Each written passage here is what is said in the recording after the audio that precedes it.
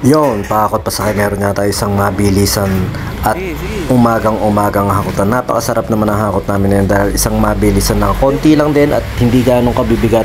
Pero ayun nga, medyo skinita yung pinasuko natin doon sa may Santissima Trinidad sa Purok 5 natin kinuha yung gamit nila, sir. Ayan, palabas na kami nito at meron din ako kaninang minute up na parang sa top box naman na ilalagay nga natin sa single nating motor.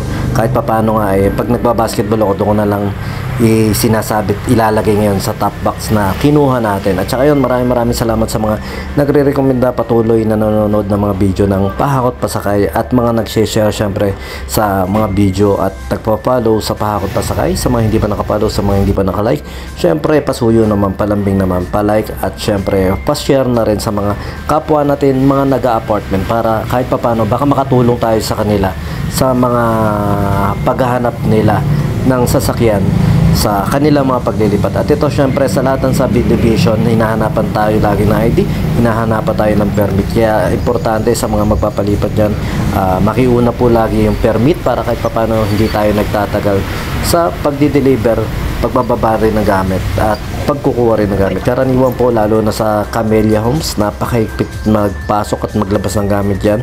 At isang bagay din naman po, maganda yon, pero kahit papano nga, para hindi naman tayo masyado magtagal, makiayos na po yun. Sa lahat lang naman ng mga nag-apartment dyan o mga nakatira sa Camellia Homes. At saka ito syempre, isang mabilisan tayo, lumi na nga pala yung pinaglipatan natin dyan sa Mikulyanin. At ito isang mabilisan lang to talaga, kasabayan natin yung nagkakabit ng aircon, mga taga-Hugoni, mga nagkakabit ng aircon. Isang mabilisan lang din yung ginawa nila at tayo talagang mabilisan lang dahil konti lang din naman yan.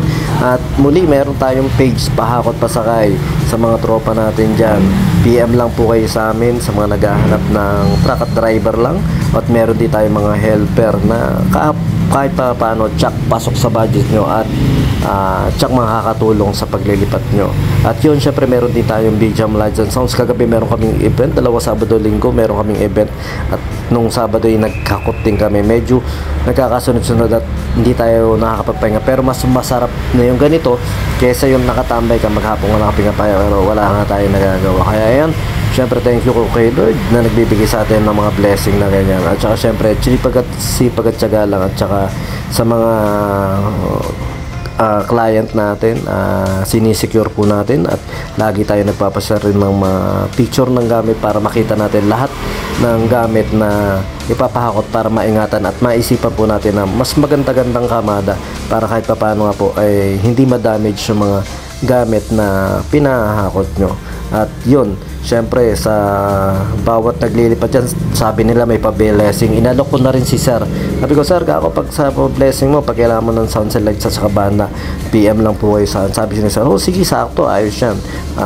Pag-usapan na lang natin. At saka yung pagka-uwi ko nga dyan, mamaya makikita nyo, bumili nga ako ng top box na second hand lang naman at hindi ko naman kailangan ng brand nyo dahil wala naman akong tunay na paggagamitan. At saka ito nga pala, may masarap na kainan dyan sa Parulan, sa may pinakakato, sa may tricycle dyan. Napaka-solid, napakasarap.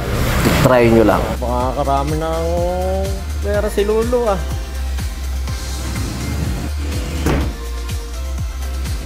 Mga anak mo to, kuya? Sisipag ah.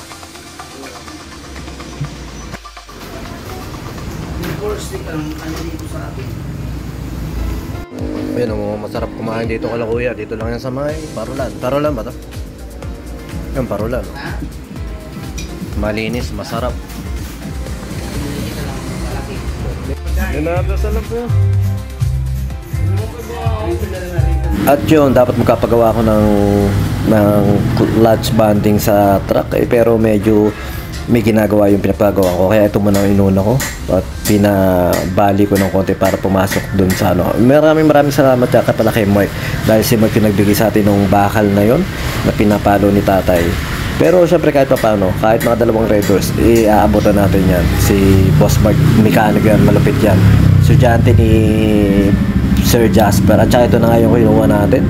At saka naabutan na ako ng ulan, ng tokwa. Pero yun, maraming salamat sa lahat na nanonood at nakapanood ng mga video natin. At yun, sumayin nyo ka pa po ang peace be with you. God bless. BJAM Lights and Sounds, pasok sa budget mo sa lahat ng klaseng okasyon gaya ng birthday, kasal, binyag, at kahit ano pang okasyon.